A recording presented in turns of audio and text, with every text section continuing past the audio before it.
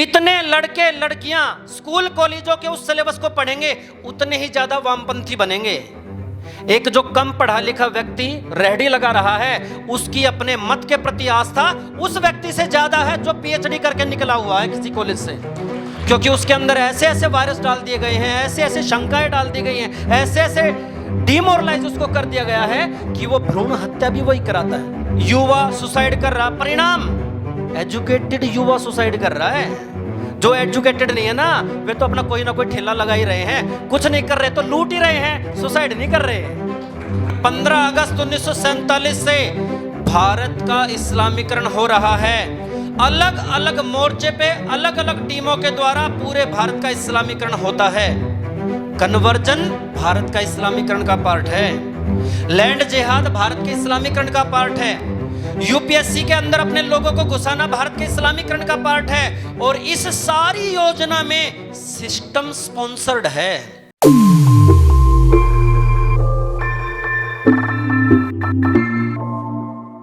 आप लोगों का बहुत बहुत धन्यवाद कि आपने गुरुकुलों की पुनर्स्थापना, उनके पुनर्निर्माण के लिए विश्वानी सेवा फाउंडेशन को खूब सपोर्ट दिया और यह सपोर्ट आगे भी आपका चलता रहे, इसके लिए मैं आपसे बार बार अपील करता रहूंगा। जो हमारे भाई बहन गुरुकुलों को अच्छा देखना चाहते हैं, बढ़ते हुए देखना चाहते हैं, विश्व गुरु भारत की ओर केवल गुरुकुल ही ले जा सकते हैं ऐसा जो मानते हैं, वो हमें इस QR कोड पर स्कैन करके सपोर्ट कर सकते हैं। समस्याओं की यदि हम बात करते हैं तो आपके अनुसार मूल समस्याएं हैं क्या? किन जो राष्ट्र जिनसे विसंगतियों से जूझ रहा है? क्योंकि समस्याओं की बात करें तो मुझे लगता है 500 पृष्ठों की एक पुस्तक भी कम पड़ेगी केवल इस राष्ट्र की समस्याएं लिखने के लिए। मैं सीधा वही प्रश्न पहले मैं जानना चाहती हूं कि आप सभी के अनुसार वो मूल समस्याएं क्या हैं जिनका समाधान आर्य समाज को करना चाहिए और राष्ट्र बहुत अधिक जिनसे प्रताड़ित है? सभी अपना अपना विषय जो आप चाहें वो समस्याएं आप बताइए। सबसे पहले इस तपस्थली को नमन करते हैं जहां इतने वर्षों से पूरी दिल्ली के अंदर इस आर्य समाज की गूंज है कि इस आर्य समाज के अंदर पूरे साल में जितनी एक्टिविटी होती है संभवतः आर्य जगत में इतनी एक्टिविटी कहीं होती हो। उसके बाद मैं नमन करता हूं आदरणीय राजकुमार जी, जो हर साल इसके परफेक्शन के लिए काम करते हैं कि इसको और बेहतर कैसे बनाया जाए और परफेक्ट कैसे बनाया जाए। उसके बाद मैं धन्यवाद देता हूं, नमन करता हूं आदरणीय अंकुर भ्राता जी, जिन्होंने एक परंपरा को थोड़ा और परफेक्ट बनाते हुए इस प्रकार का पैनल डिस्कशन का योजना बनाई और उसको सक्रिय भी किया, एक्टिवेट किया। अब हम बात करते हैं कि भाई समस्याएं क्या हैं, मुख्य क्या समस्याएं हैं। तो समस्याएं कई प्रकार की होती हैं। व्यक्तिगत समस्याएं हैं, सामाजिक समस्याएं हैं और राष्ट्रीय समस्याएं हैं और अंतर्राष्ट्रीय समस्याएं हैं। इन सभी समस्याओं को लेकर आर्य समाज ने अपने पूरे शुरू से लेकर अब तक 148 साल में कुछ कार्य किए हैं। व्यक्तिगत समस्याएं हमारा द्वेष है, ईर्ष्या है, घृणा है, कलह है, माइंडसेट है, ये कई प्रकार की व्यक्तिगत समस्याएं हैं, इनके लिए भी योजनाएं चलाई हैं। सामाजिक समस्याएं हैं हमारी समरसता नहीं है, भेदभाव है, क्षेत्रवाद है, संगठनवाद है। राष्ट्रीय समस्याएं हैं वे आक्रांता सभ्यताएं जो देश में राष्ट्रांतरण कर रही हैं, जो कई दशकों से, कई शताब्दियों से भारत के मूल निवासियों को मतांतरित करके राष्ट्र का राष्ट्रांतरण कर रही हैं। वो M वायरस की हैं, C वायरस की हैं, वामपंथी वायरस की हैं, अलग अलग बहुत समस्याएं काम कर रही हैं, जो जिनकी वजह से करोड़ों लोगों को अपने जान और माल की हानि करनी पड़ती है। ये भी हमारे देश की समस्याएं हैं। पर्यावरण की समस्याएं हैं। पूरी दिल्ली और NCR प्रदूषण से कराह रहा है और समाधान के नाम पर विदेशों में जाकर करोड़ों रुपए का बजट बना करके केवल कुछ फोग मशीनें लगा के उसका समाधान की तीसरी कर रहे हैं और यज्ञ की तरफ कोई भी बोलने को तैयार नहीं है कि यज्ञ से प्रदूषण का समाधान हो सकता है। तो मेरे चिंतन के अनुसार व्यक्तिगत, सामाजिक और राष्ट्रीय यही समस्याएं हैं हर जगह, और इन्हीं समस्याओं के चिंतन और मंथन के लिए हम आज यहाँ प्रयास करेंगे कि हम इनके समाधान पर भी चर्चा करें। और अब इसी परिप्रेक्ष्य में मैं एक प्रश्न सीधा आशीष भाई साहब से पूछना चाहती हूँ। मैं चाहती हूँ कि वो प्रश्न स्पष्ट कर पाऊँ मैं। उस दिन भी बात हुई थी कि जब हम नारी सशक्तिकरण की बात करते हैं भाई साहब, तो बात होती है कि ये जो नारी सशक्तिकरण है ये लड़कियों को इतना किसी भी तरह एम्पावर कर रहा है या उनका दिमाग खराब कर देता है कि लड़कियां तलाक लेने पे वो हो जाती हैं, अपनी कोई भी बात नहीं सुनती है वो फिर किसी की, और लड़कियां तलाक लेना चाहती हैं। तो मैं आपसे जानना चाहती हूँ, हम देखते हैं कल्पना दी को भी और हम आपका जो युगल है वो हमारे लिए उदाहरण है एक रूप में। तो जब एक नारी सशक्त होती है, जब एक नारी जॉब में होती है या जब एक नारी सामाजिक रूप से इतनी सशक्त होती है, तो क्या वो पुरुष के लिए कोई समस्या बन जाती है या वो पुरुष उसको किस रूप में समर्थन करता है, और एक युगल किस रूप में समाज को ऐसा उदाहरण प्रस्तुत कर सकता है कि भाई नारियों का सशक्तिकरण गलत नहीं है, उन्हें भी बढ़ावा दो तो परिवार ज्यादा अच्छे से चलेगा। मैं ये आपसे जानना चाहती हूँ। जी बहुत बहुत धन्यवाद बहन जी। अगर नारी सशक्त हो जाएगी तो वो परिवार के लिए, समाज के लिए और देश के लिए समस्या है या समाधान है, ये प्रश्न है। देखिए, अगर गुलामों वाली सभ्यता जो है उसके अंदर अगर नारी सशक्त हो जाती है तो वो उनसे प्रश्न करती है जिनका उनके पास कोई उत्तर नहीं है, इसलिए वहां पर उसको केवल भोग की वस्तु के रूप में ही ट्रीट किया जाता है, as a object. Swami ji ने उस समय की जो दो बड़ी समस्याएं थी, इस्लाम और ईसाईयत, इन दोनों का समाधान ढूंढा और समाधान दिया। बहुत सारे देशों की सेनाएं अपने ऊपर अटैक करने वाली सेनाओं से लड़ती हैं और लड़ती रही हैं। 1300 साल तक हमारी भी बहुत सेनाएं लड़ी, लेकिन संसार में उनकी जड़ों पर सबसे पहले वार स्वामी दयानंद सरस्वती ने 14वें समोल्लास में किया। इससे पहले किसी ने नहीं किया उनकी जड़ों पर वार। लेकिन आज जो ऐसा हो रहा है कि भाई महिला सशक्तिकरण होना चाहिए, 1947 से लेकर 1991 तक भारत पर रूस का कब्जा रहा, रूस की कॉलोनी के रूप में रहा। इस विषय में ज्यादा बात नहीं हमारे समाज में। हमारी बहनों को जो शिक्षा दी जा रही है सिस्टम के द्वारा, उस शिक्षा में अगर वे सशक्तिकरण हो भी जाएंगी तो भी वे मोक्ष की तरफ नहीं जा पा रही हैं। वो धर्म अर्थ काम मोक्ष की वाली शिक्षा नहीं है, वो केवल डिबेट वाली शिक्षा है कि मैं तेरे बराबर हूं, मैं तेरे से कम नहीं हूं, वाद विवाद वाली, अटैक करने वाली, उलझने वाली, कलह पैदा करने वाली। तो यदि इस शिक्षा के द्वारा, इसके बढ़ाव से आप सोच रहे हैं कि महिला सशक्त होगी तो परिवार टूटेंगे, नष्ट होंगे, क्योंकि यह शिक्षा परिवार रिलेशन मैनेजमेंट पर कोई फोकस नहीं रखती। लेकिन जो वैदिक शिक्षा व्यवस्था है, जो हमारी सनातन शिक्षा व्यवस्था है, वो परिवार, समाज, राष्ट्र के प्रति नारी के भी, पुरुष के भी, बच्चे के भी, बिजनेसमैन के भी, राजा के भी, प्रजा के भी, सबके कर्तव्यों को निर्धारित करती है। इसीलिए इस वैदिक शिक्षा से ही नारी का सशक्तिकरण होगा।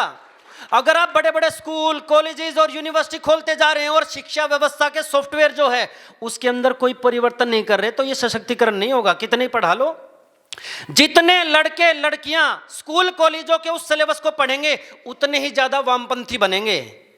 एक जो कम पढ़ा लिखा व्यक्ति रेहड़ी लगा रहा है, उसकी अपने मत के प्रति आस्था उस व्यक्ति से ज्यादा है जो पीएचडी करके निकला हुआ है किसी कॉलेज से, क्योंकि उसके अंदर ऐसे ऐसे वायरस डाल दिए गए हैं, ऐसे ऐसे शंकाएं डाल दी गई हैं, ऐसे ऐसे डिमोरलाइज उसको कर दिया गया है कि वो भ्रूण हत्या भी वही कराता है। भाई भ्रूण हत्या कौन करता है? डॉक्टर या अनपढ़?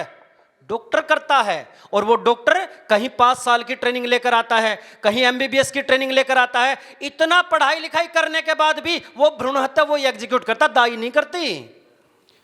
जितने भी वाद होते हैं, संगठनवाद होते हैं, जितनी भी और समस्याएं हैं, वो सब इसे करप्ट एजुकेशन सिस्टम के द्वारा है। इसलिए वैदिक सिस्टम, गुरुकुलों का प्रोडक्ट यदि निकलेगा, अभी हमारे पास प्रतिदिन केस आता है कि भाई साहब लड़का इंस्पेक्टर है लेकिन कॉलेज की लड़की नहीं चाहिए, लड़की चाहिए गुरुकुल की।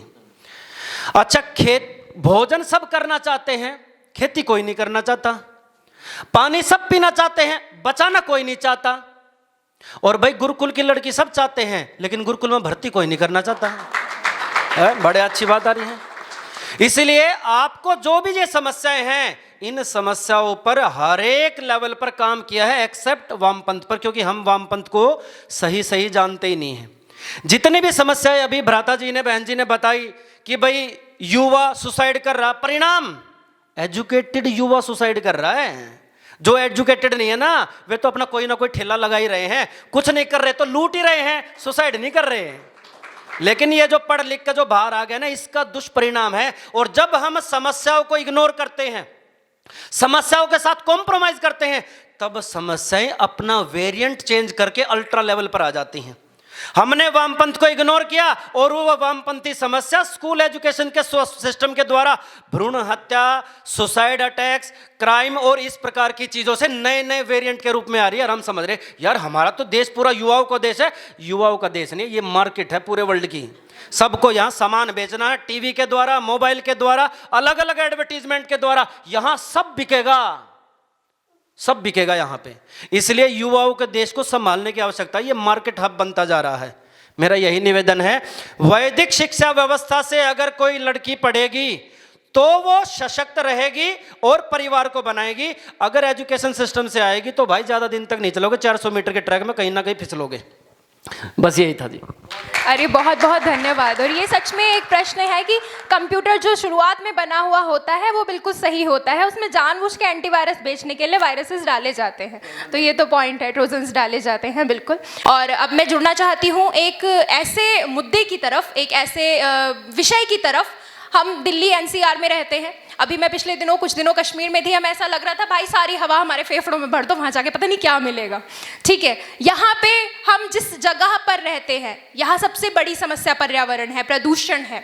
और पूरे राष्ट्र में अंतर्राष्ट्रीय स्तर पर लोग बातें करते हैं, पर्यावरण की बातें करते हैं, बहुत सारे कॉन्क्लेव होते हैं, बहुत सारे राष्ट्र अलग अलग मुद्दे, इतना कार्बन उत्सर्जन करना है, इतना एमिशन रोकना है, इतने लिमिट्स बनाते हैं, लेकिन उसका कोई भी समाधान निकल नहीं रहा, क्योंकि कहीं ना कहीं हम अपने भोग को पीछे छोड़ना नहीं चाहते। हम सारी चीजें, हम सस्टेनेबल डेवलपमेंट की बात करते हैं, सतत विकास की बात करते हैं, लेकिन उस विकास में हमारी सुख सुविधाओं में कोई कमी ना रह जाए। तो वो विकास किस रूप में आर्य समाज क्या दे सकता है, हमारे शास्त्रों में, वेद आदि में क्या कहा गया है कि इस प्रकृति को साथ लेके कैसे चला जाए कि हम इसको आगे आने वाले वर्षों के लिए, क्योंकि हम जानते हैं 4 अरब वर्ष प्रायः होते हैं प्रकृति के लिए, और अभी 200 करोड़ साल भी पूरे नहीं हुए, तो अगले 200 करोड़ साल के लिए हम क्या छोड़ के जाएंगे इस पृथ्वी में। मैं आशीष भाई साहब, पर्यावरण के विषय में आप क्या कहना चाहते हैं? जी, भारत में अनेक एनजीओ इन्वायरमेंटल के नाम पे खा रही हैं, बाहर से फंड लेते हैं कि हम इन्वायरमेंट को सुरक्षित करेंगे, और उस फंड से भारत के अंदर दुरुपयोग ही किया जाता है। वेद के अंदर एक मंत्र हमें बचपन से सिखाया जाता है आर्य समाज में, यज्जो वै श्रेष्ठतम कर्म। अब श्रेष्ठ कर्म करने के लिए लोग क्या क्या करते हैं, भंडारे करते हैं, कथाएं करते हैं, बहुत अलग अलग चीज़ें करते हैं, चींटियों को दाना डालते हैं कि भाई ये श्रेष्ठ कर्म है, अच्छा कर्म है, ईश्वर हमें पुण्य फल देगा। लेकिन वेद में कहा कि यज्ञ करो, सबसे श्रेष्ठ कर्म वो है। क्यों? क्योंकि यज्ञ में वायु को ठीक किया जाता है, अग्नि को पवित्र किया जाता है, जल को शुद्ध किया जाता है। आज जो पर्यावरण की जो समस्या है वो है क्या, वायु के अंदर अशुद्धता भर गई है, इतना कार्बन हो गया है जो हमारे शरीर के लिए हानिकारक है। इसीलिए ये हमें अब समस्या प्रतीत हो रही है। हम ऊपर देहरादून चले जाएंगे और कहीं पहाड़ पर चले जाएंगे तो समस्या नहीं है। अब इसको ठीक करने के लिए क्या कहा, देव यज्ञ करने के लिए कहा। उस देव यज्ञ में अग्नि के अंदर ऐसी चीजें भरनी जो हवा के अंदर मिलके उसे शुद्ध कर दें। उसके अंदर ऐसी चीजें, दूध की व्यवस्था, बादाम की व्यवस्था, घृत की व्यवस्था, कम कार्बन वाली समिधा की व्यवस्था, औषधियों की व्यवस्था, इस सारी व्यवस्था को अग्नि को समर्पित करना ताकि वो वायु के अंदर उसको भर दे। यही इसका समाधान है। ये फोग फाग और ये सारे चोचले कुछ नहीं कर पाएंगे। ये केवल पैसा इकट्ठा करने की व्यवस्था है और फाइनेंस ओरिएंटेड सिस्टम ही चल रहा है। ये सड़कों को ऐसा कर दो, धूल मुक्त कर दो, ऊपर से फोग मार दो। यज्ञ से ही पर्यावरण ठीक होता है, देवता प्रसन्न होते हैं, और इसका समाधान वैदिक अनुसार तो यही है। अब कभी कह रहे हैं ओड इवन ले आओ जी, धुआं तो गाड़ी से निकल रहा है, तो ओड इवन से किसका फायदा, गाड़ियों का फायदा। जिसके घर में एक गाड़ी थी उसे दूसरे नंबर की दूसरी लेनी पड़ेगी। फिर कहा जी कि भाई बाहर एक डेलीगेशन जाएगा, वो उन देशों में देख कर आएगा। अब उन देशों में जनसंख्या 1 लाख, यहाँ तो एक दिन की 1 लाख की जनसंख्या है। यहाँ तो प्रतिदिन एक जो है ऑस्ट्रेलिया पैदा हो जाता है भारत में। तो यहाँ जनसंख्या का संतुलन है, यहाँ पर इंडस्ट्रियल रेवोल्यूशन ऐसा चल रहा है, यहाँ पर प्रदूषण है, इतना करप्शन है। तो ये सिस्टमैटिक एरर का दुष्परिणाम है पर्यावरण की समस्या। अब सिस्टम इस पर काम कर नहीं रहा। आर्य समाज ने इस पर बहुत कार्य किया था, लेकिन अब आर्य समाज ही कम बचे हैं, करंट का थोड़ा सा अभाव आ गया है, इसलिए यज्ञ घर घर नहीं होता है, साप्ताहिक, मासिक और वार्षिक ही होता है। तो यज्ञ अगर घर घर होना शुरू हो जाए तो हम अपने शरीर के द्वारा जितना भी उत्सर्जन करते हैं पर्यावरण को दूषित करने का, उसे बैलेंस किया जा सकता है। तो मेरे अनुसार तो यज्ञ ही पर्यावरण की समस्या का समाधान है। बाकी यहाँ पर अच्छे अच्छे योद्धा हैं, वो बताएंगे। बिल्कुल, ये जब पर्यावरण वाली हम बात करें, भाई साहब ने बताया कि यज्ञ, और हम सभी कहीं ना कहीं जानते हैं, हम सब शोधार्थी हैं तो हमने बहुत सारा रिसर्च में भी बहुत पढ़ा है कि यज्ञ किस किस रूप में। हमने भोपाल गैस त्रासदी वाली बात सुनी है कि भाई वहाँ यज्ञ हुआ तो उन घरों में उस गैस का बिल्कुल प्रभाव नहीं हुआ। लेकिन मैं आशीष भाई से जानना चाहती हूँ कि गले लगाने के लिए किस तरह से तैयार बैठे हैं। आतंकवाद की जो समस्या है, और वो ट्रम्प आए थे जब 2020 में उसका प्रचार किया गया था, इस्लामिक आतंकवाद उन्होंने प्रयोग किया था। तो मैं आशीष भाई से जानना चाहती हूँ कि वो सबसे बड़ी समस्या न केवल आर्य समाज के लिए, न केवल भारत के लिए, न केवल हिंदुओं के लिए, वरन पूरी विश्व के लिए, क्यों कहा जाता है कि अगर इस दुनिया में अगर आखिरी मुसलमान भी बचा होगा तो वो एक पैर में तलवार लेके, एक हाथ में तलवार लेके अपने आप से लड़ रहा होगा। तो एक इस तरह की समस्या है, उसका क्या समाधान है? आशीष भाई, मैं सीधा सीधा आपको आमंत्रित करती हूँ। जी जी, इन्होंने पूछा कि भाई इस्लामिक समस्या का क्या समाधान है। देखो, अभी वर्तमान में 2023 में भारत के इस्लामीकरण का 5वां चरण चल रहा है। पूरी सारी जानकारी तो आपको अंकुर जी की सारी वीडियोस में स्टार्टिंग से मिलेगी कि कोई कैप्टन मोमो नाम के व्यक्ति ने कुछ लोगों को पागल कैसे बनाया। इसमें थोड़ा सा भूमिका डालेंगे। हमें भूख लगती है, हम भोजन की व्यवस्था करते हैं, प्यास लगती है, पानी की व्यवस्था करते हैं, नींद आती है तो घर की व्यवस्था करते हैं। किसी भी राष्ट्र के अंदर संस्कृति के मूल उद्देश्य यही होते कि भूख, प्यास, निद्रा के लिए एक दूसरे को परेशान किए बिना जो व्यवस्था बनाई जाए उसे संस्कृति कहते हैं। और भूख, प्यास, निद्रा और शारीरिक इच्छाओं के लिए एक दूसरे के ऊपर अटैक करना, लूटना, मारना, काटना, अपमानित करना, इस सारी व्यवस्था को असभ्यता कहते हैं। हर समय सारे नियमावली बनाने के बाद भी कुछ लोग समाज में ऐसे जन्म लेते हैं जो नियमों का, प्रोटोकॉल का पालन नहीं करते। आपने बना रखे हैं नियम, चोरी करना पाप है, चोर पैदा होते हैं, चोरी चलती रहेगी। ठीक है, गाय काटना पाप है, लेकिन गाय काटने वाले पैदा होते रहेंगे। कई बार ऐसे लोगों की गैंग बन जाती है, और वो गैंग, वो गिरोह जब अपनी ताकत में आ जाता है तो उसका वर्चस्व बढ़ता चला जाता है। ऐसी ही एक गैंग है जो गैंग 1400 साल से भारत के अंदर अपना साम्राज्य बढ़ा रही है। पहले वे लोग केरल के रास्ते से घुसे, व्यापार के रूप में आए, सफल ना हुए। फिर उन्होंने बौद्धों के साथ में डील करी और बौद्धों ने राजा दाहिर के कैबिनेट में ऐसी बटालियन बनवाई और उन्होंने पीछे का रास्ता खोला और कासिम नाम के दुष्ट व्यक्ति के द्वारा अपनी सेना के साथ में गद्दारी करवाई। बौद्धों के द्वारा, मन से बोल रहा हूं, प्रामाणिकता के साथ। बौद्धों ने वहां उनके लिए द्वार खोला, उनकी बटालियन बनवाई, अंदर से गृह युद्ध की स्थिति करवाई और वहां हम पहला युद्ध हारे। वो इस्लामीकरण का पहला चरण था जिसमें वे लोग आते, लूटते और चले जाते। दूसरे चरण में वे लोग चिश्ती बन करके आए, फकीर बन करके आए, मजार लेकर के आए, ताकि हम अपनी मंदिरों की तरफ से आस्था को छोड़ें और उनके आसपास में घूमें। वो दूसरा चरण चला जो यहां से रेकी करके अपडेट भेजता, सोना इकट्ठा हो गया, आ जाइए। तीसरा चरण चला पानीपत के युद्धों में, उसके अंदर उनकी सत्ता यहां स्थापित हुई और वो चला 1757 तक। 1757 में अंग्रेज भी व्यापार के रूप में यहां जब आए थे तो उन्होंने भी यहां पर भी अपने पूरे सिस्टम को रिकॉग्नाइज करने के बाद अपनी बटालियन बनवाई, मीर जाफर को अपने साथ बनाया और उनकी सत्ता हटाकर यहां पर बंगाल में कब्जा किया। वहां से इस्लाम की रफ्तार चौथे चरण में प्रवेश कर गई और उसका एंड हुआ 1947 14 अगस्त को। भारत की 9 लाख वर्ग किलोमीटर जमीन हमसे छीन ली गई गुलामों के कारण, हमारे लोगों को कन्वर्ट करने के कारण। और 15 अगस्त 1947 से भारत का इस्लामीकरण हो रहा है। अलग अलग मोर्चे पे अलग अलग टीमों के द्वारा पूरे भारत का इस्लामीकरण होता है। कन्वर्जन भारत का इस्लामीकरण का पार्ट है, लैंड जिहाद भारत के इस्लामीकरण का पार्ट है। यूपीएससी के अंदर अपने लोगों को घुसाना भारत के इस्लामीकरण का पार्ट है। और इस सारी योजना में सिस्टम स्पॉन्सर्ड है। भारत का इस्लामीकरण स्टेट स्पॉन्सर्ड प्रोजेक्ट है, स्टेट से पैसा आता है। भारत का ईसाईकरण स्टेट स्पॉन्सर्ड प्रोजेक्ट है और भारत का वामपंथीकरण स्टेट स्पॉन्सर्ड प्रोजेक्ट है। और हम लोग बिना स्टेट स्पॉन्सरशिप के लड़ रहे हैं। आर्य समाज तो लड़ते लड़ते इतना बलिदान हो गया। 1947 के विभाजन में अगर सबसे ज्यादा नुकसान किसी संगठन का हुआ वो आर्य समाज था। जिस भवन में आप बैठे हैं ना, इस भवन का हेडक्वार्टर लाहौर में था और उस लाहौर के आर्य समाज में इतना बड़ा पुस्तकालय था। आज पूरी भारत सरकार के पास इतना बड़ा पुस्तकालय सरकार के पास नहीं है जितना बड़ा पुस्तकालय लाहौर आर्य समाज के पास, आर्य समाज के अंदर था।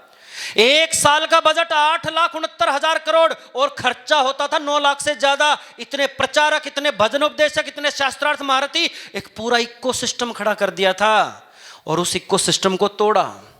वास्तव में भारत का जो विभाजन हुआ ना, वो पूरे भारत का नहीं था, वो पंजाब और बंगाल का विभाजन था। पंजाब का विभाजन क्यों? क्योंकि आर्य समाज ने नाक में दम कर रखा था। और बंगाल का विभाजन क्यों? क्योंकि सुभाष चंद्र बोस की सेना वहां से एग्जीक्यूट कर रही थी। वहां बंगाल को तोड़ के सुभाष जी को कमजोर किया और पंजाब को तोड़ के आर्य समाज को कमजोर किया। और उसके बाद से आज तक निष्कंटक उनका राज चल रहा है। नहीं चल रहा हो तो बताओ।